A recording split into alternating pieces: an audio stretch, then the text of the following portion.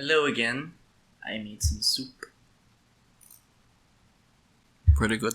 The IB decided for some reason to increase everyone's grades back to their IA scores, which is a little late because university is like 2 weeks away. Could have done it a bit earlier.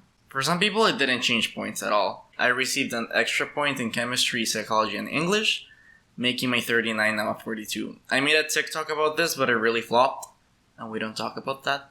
Since now I have a 42 and everybody keeps asking me about it, I suppose here is the video.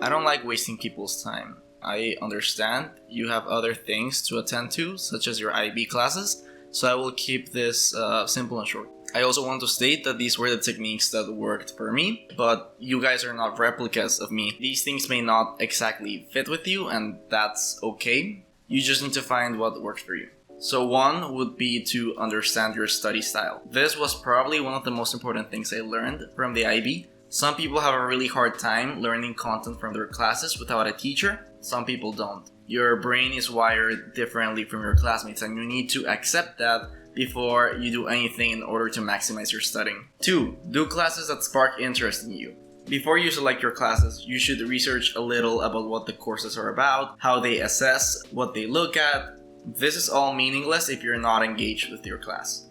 Sure, medicine was my objective, but I would have taken bio regardless because it piques my interest. You may not like math or English or another subject your university requires, but that doesn't mean that you can't try applying some of the course into your real life. Surprisingly, a thing that the IB never fails at is connecting their courses to the real world, so you'll notice.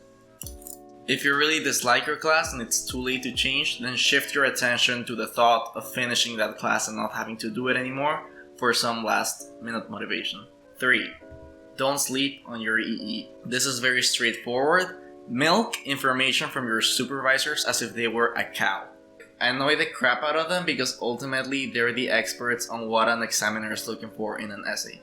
Don't be afraid to bombard them with questions, but at the same time be considerate. No teacher likes receiving questionnaires on why your essay sucks at 3 a.m. So start early, build a good relationship with them, and they'll be more eager to help you out if you're stuck. You fail it, you fail IB, so just get it done. 4. Have fun with CAS. You don't need to be on CAS alert 24/7. There were certainly weeks where I didn't write reflections and I still passed all requirements. Don't be too paranoid about CAS. Check in every now and then. Don't be scared to be a little personal in your reflections. You'll get them done quick. Don't do your project alone. 5. IAs influence your predicted grades. I personally found internal assessments okay. The IB provides rubrics on what is considered a 7. But the best thing to do when approaching an IA is to write the draft you can think of. Be shameless, don't think about how much it sucks. Leave it alone for a day and then work on it. And then show it to your teacher and repeat this over and over and your IA should turn out fine. At the start of senior year, your predicted scores will be sent out to universities. It's imperative that you do well on these because IAs are ultimately the only physical evidence that a teacher has of your progress in the course. Just look at my year group, the IAs were ultimately what decided the final scores of almost every student worldwide. 6. Don't be scared. Time manage instead.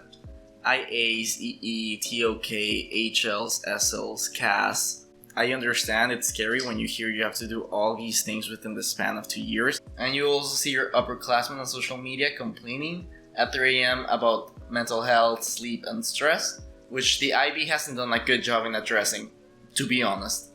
This doesn't mean that you have to sacrifice your soul. The biggest obstacle in the IB, and ironically its greatest weakness, is time. Time for IB students is not a right, it's a tool. You can give out the excuse, I don't have time for blank. But to be honest, it isn't really justified. The reality is you do have time. You just need to allocate it to whatever you need to do, and early, so it becomes more of a habit and less of a chore throughout your IB journey, because you'll be doing this a lot. You may sometimes need to sacrifice going out. To be honest, you shouldn't really be going out, so that should be fine.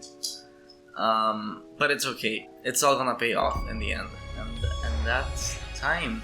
Well, that's it from me. Good luck. I hope you got something out of that. If you want to see more videos of me, then like this video, subscribe to my channel, and tap the bell to get notified when I release a new video. If you have more questions or requests, leave it in a comment down below, and I'll see you next time.